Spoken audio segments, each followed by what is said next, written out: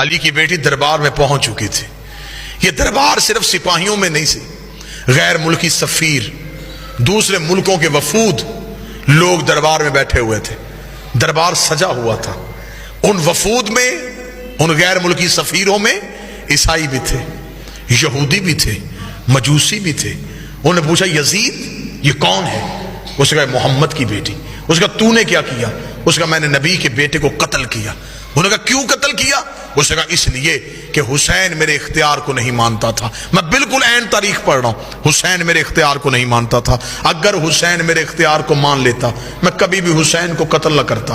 حسین نے میرا اختیار نہیں مانا، اسے چاہیے تھا وہ میری بیعت کر لیتا. اس نے اختیار کو نہیں مانا، میں نے قتل کروا دیا. علی کی بیٹی کی کان میں یہ آواز آئی. بی بی 2 قدم آگے بڑھی، آگے بڑھ گئی. یزید تو کہتا ہے ہم نے تیرے اختیار کو نہیں مانا. تیرے دربار میں روشن دانوں سے ہوا کا شور آ رہا ہے. میں تجھ سے بات کرنا چاہتی ہوں، تھوڑی دیر کے لیے ہوا روک. جب بی بی نے کہا تھوڑی دیر کے لیے ہوا روک، یزید یہ کہتا علی کی بیٹی میں ہوا کیسے روکوں؟ بی بی کہتی کہاں ہے تیرا اختیار؟ تو کہہ رہا تھا کہ تیرا اختیار ہم نے نہیں مانا. اختیار آزما. روشن دان سے ہوا روک. اس علی کی بیٹی یہ میرے بس میں نہیں. بی بی نے کہا تیرے دربار میں سپاہی گھوڑوں پہ بیٹھے، گھوڑے سم اٹھا کے زمین پہ مار رہے ہیں، سموں کا شور آ رہا ہے، تھوڑی دیر کے لیے سم روک. اس علی کی بیٹی میرے بس میں نہیں.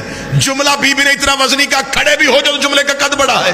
بی بی دیکھا تھی تیرے جانور بھی تیرے اختیار میں نہیں. تو انسانوں پہ اختیار کی بات کر رہا ہے، تیرے تو گھوڑے تیرے اختیار میں نہیں. یہ کہنے کے بعد بی بی کا تیرے دربار میں اونٹ کھڑے، اونٹ گردنوں کو ہلا رہے ہیں، گلے میں گھنٹیاں ہل رہی ہیں، گھنٹیوں کا شور آ رہا ہے. تھوڑی دیر کے لیے اونٹوں کی گردنیں روک.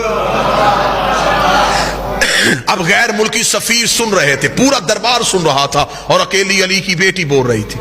یزید کہتا کیا کہہ رہی ہے تو بنت محمد؟ کبھی کہتی ہوا روک، کبھی کہتی سم روک، کبھی کہتی اونٹوں کی گردنیں روک. یہ سب کچھ میں کیسے کروں؟ بی بی 4 قدم آگے بڑھی. دیر کا پھر ہم تجھے اپنا اختیار دکھاتے ہیں. پھر کہا اسکت خاموش. اتنا کہنا تھا روشن دانوں میں ہوا رک گئی. جس گھوڑے نے سم اٹھایا تھا اس نے زمین پہ رکھا نہیں. جس اونٹ کی گردن ہلی تھی اس کی واپس نہیں آئی. جس انسان کی آنکھ کھلی تھی اس کی بند نہیں ہوئی. جس کا ہاتھ اٹھا تھا اس کا نیچے نہیں آیا. جس کے نتنے سے سانس نکلی تھی دوسرے نتنے سے واپس نہیں آئی. انسانوں کے دلوں کی دھڑکنیں ان کے کانوں میں سنائی دینی شروع ہوئی. جب پورا دربار پتھر کا ہو گیا، علی کی بیٹی چلتی ہوئی یزید کے تخت کے سامنے آئی. بی بی نے ہاتھ کا اشارہ کیا، یزید کی ناپاک روح اس کے بدن میں واپس آئی. اس نے پورا دربار پتھر کا دیکھا کہ ہر چیز اپنی جگہ پر رک چکی ہے، اونگ کا عالم ہے. یزید کے چہرے پہ موت کی زردی آئی.